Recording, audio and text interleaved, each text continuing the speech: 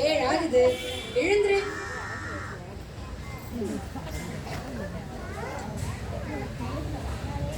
பள்ளிக்கூடம் போறாங்க. ஏமா என்ன ஏமா ஓயாம தொந்தரவு பண்ற? பள்ளிக்கூடம் பள்ளிக்கூடம் தொந்தரவு பண்ணிட்டு. காலையில மணி 7 ஆகுது. பள்ளிக்கூடம் போக வேண்டாமா?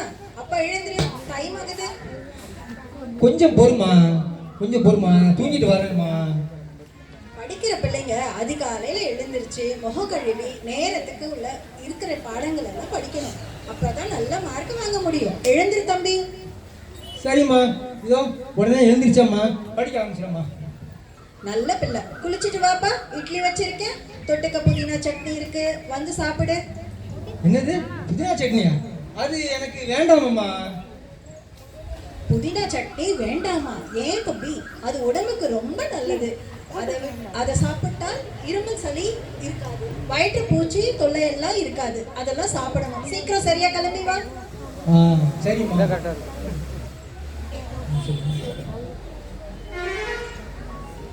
அப்புறம் ஒண்ணு சொல்றேன், பள்ளிக்கூடத்துல சரியா வெளியில யாருக்கிட்டையும் சரி நல்ல மதிப்பு பழகணும். வகுப்பு ஆசிரியர் சொல்றத அப்படியே கவனமா கேட்கணும். அப்பதான் பாடம் மனசுல பதியும். தேர்வுலையும் நல்லா எழுதி அதிக மதிப்பெண் வாங்க முடியும்பா. ஆகட்டுமா, ஆகட்டுமா, ஆகட்டுமா. இந்த கூட 2 இட்லி சாப்பிடுப்பா. போதுமா? சாப்பிடுப்பா. கூடுதலா ஒரு இட்லி சாப்பிட வைக்கிறது நல்லது. சரி குடு, நான் சாப்பிடுறேன். என்ன பண்றது? சாப்பிடு சாப்பிட்டு. அப்புறம் பெரியவங்க ஏதாவது சொன்னா ஏன் சொல்றாங்க, எதுக்கு சொல்றாங்க புரிஞ்சுக்கணும். அவங்க நல்லதுக்கு தான் சொல்றாங்க, நீ புரிஞ்சுட்டா அப்புறம் உனக்கு கோபங்கிற மோசமான குணம் எப்பவுமே வராது. சரியா தம்பி? சரிம்மா, சரிம்மா, சரி சரி. ஏப்பா, ரோட்ல காரு வண்டி எல்லாம் வேகமா போகும். அதுல நீ இடது பக்கமா ஓரமா தான் பார்த்து கவனமா போகணும். ஓரமா போயிட்டு பத்திரமா திரும்பி வரணும். சரிம்மா, சரிம்மா, சரி. வாப்பா, இன்னைக்கு வகுப்பு நல்லா முடிஞ்சு இருந்துச்சா ஐயா? ஆமாம்மா, நீங்க சொன்னபடியே நான் ஆசிரியர் பாடம் நடத்தும் போது கவனிச்சம்மா. பாடங்கள்லாம் நல்லா புரிஞ்சுதுமா எனக்கு.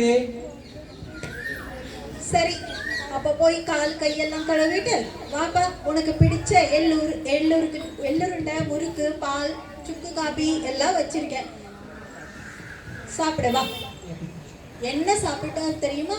ஏன் சுக்கு காபி சாப்பிடணும் தெரியுமா? இதை சாப்பிட்டா அது மட்டும் இல்லாம சுக்கு காப்பில மல்லி, மிளகு, ஏலக்காய் எல்லாம் கலந்துருக்கு.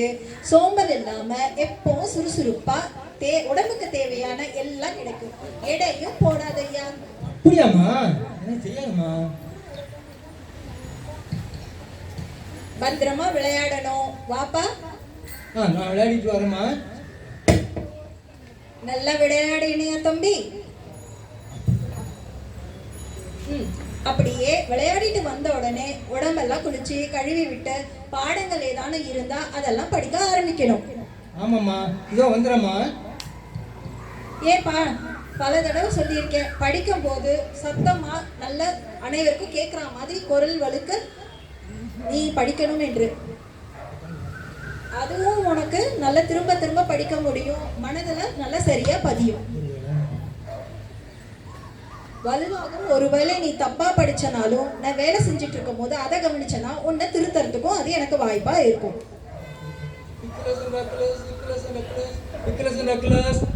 ஏப்பா ஏப்பா, நிறுத்து நிறுத்து நிறுத்து, அதை திரும்ப படி பார்க்கலாம். கோடி அந்த புத்தகத்தை. இது என்னது? ஈக்குலஸ் அக்கலஸ் இல்லப்பா, கால்குலஸ் அண்ட் அட்லஸ். இத சத்தமா படிக்கணும்ங்கிறதுக்காக இப்படியா? அது இவ்வளவு நாளும் நான் வந்து இக்கலஸ் அக்கலஸ் படிச்சேம்மா. இப்போ நீ சொன்னப்பறம் தெரியுது அது atlas and Hercules. Atlas and Hercules. அதை வந்து நான் இவ்வளவு நாளும் தெரியாம இக்கலஸ் அக்கலஸ் இக்கலஸ் அக்கலஸ் படிச்சுட்டேன். ஆமாப்பா, சரி. இதே மாதிரி எழுதி படிக்கணும். கையெழுத்து அழகா வரும். நிறுத்தி நிதானமா அழகா எழுதணும். சரியா? படிக்கும் போது சத்தம் போட்டு படிக்கணும். அப்பதான் உன்னால நிறைய மதிப்பெண் வாங்க முடியும். சரிம்மா, சரிம்மா.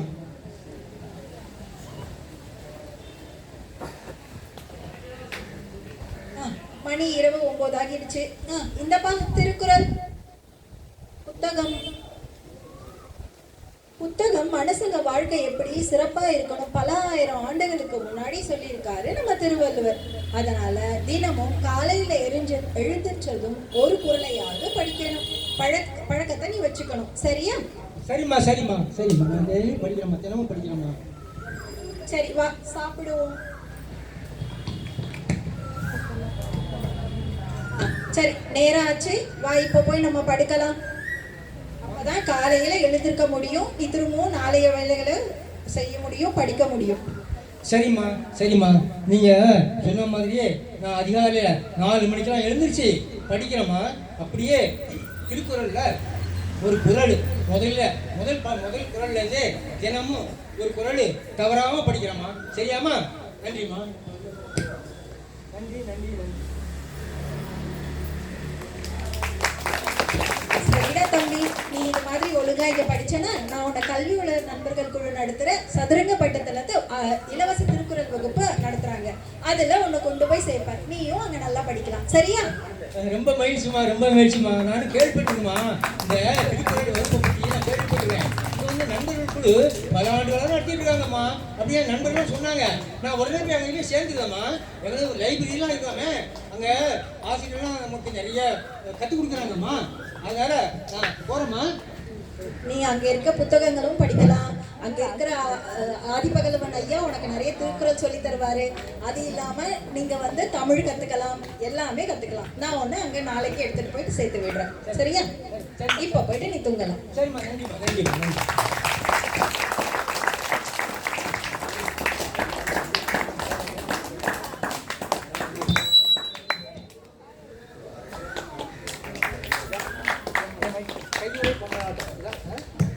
கையுறை பொம்மலாட்டம்.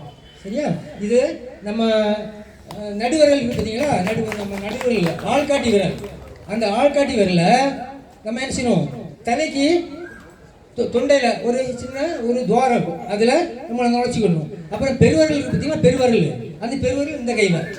அப்புறம் அந்த விரல் இருக்குல்ல, 3 விரல், அந்த விரல் இந்த கை. அப்படி 3 விரலை பயன்படுத்தி தான் இந்த பொம்மையை நம்ம இயக்குறோம். சரியா? இந்த நிகழ்ச்சிக்கு ரொம்ப உறுதுணையான அன்பு சகோதரி தீபா அம்மாவுக்கும் அந்த பாப்பா பிள்ளைங்க இலக்கியா பேரே இலக்கியா. அவங்க அப்பா வந்து அவங்க அம்மா அப்பா வந்து எவ்வளோ அழகான பேர் வச்சுருக்காங்க பார்த்தீங்களா, இலக்கியா. தூய தமிழ் பேர். இப்போ வர்ஷதினி ஹர்ஷதினி அப்படி இல்லாமல் இந்த நம்ம வர்ஷதினி வைக்கிறாங்க. அந்த பேரெல்லாம் விட இந்த பேரை நிச்சயம் வைக்கணும் எல்லாரும். இப்போ கூட பேர் மாற்றிக்கலாம். இந்த சின்ன வயசில் படிக்கும் போதே பள்ளிக்கூடத்தில் தூய தமிழ் பேர் வைங்க.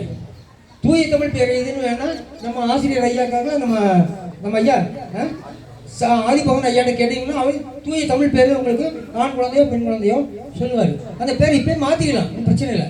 அது மிகவும் நல்லதும் கூட. சரியா? அனைவருக்கும் நன்றி நன்றி நன்றி. ஐயா அடுத்து